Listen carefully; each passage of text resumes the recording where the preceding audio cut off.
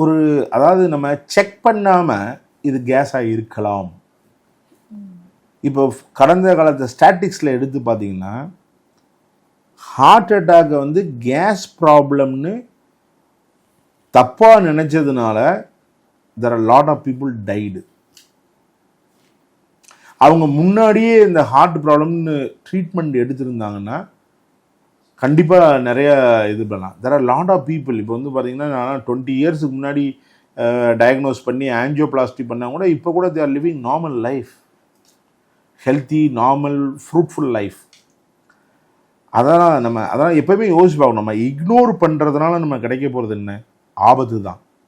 But check பண்ணுறதுனால ஃபுல்லாக லைஃபே கிடைக்கும். அதனால் வந்து ஹார்ட் இஸ் ஒன் டிசீஸ்.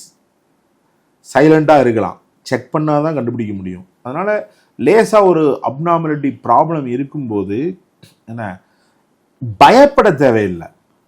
நம்ம சொல்கிறது எல்லாமே எல்லாருமே பயப்பட வேண்டாம். நல்ல ட்ரீட்மெண்ட் இருக்குது, எல்லாம் இருக்குது.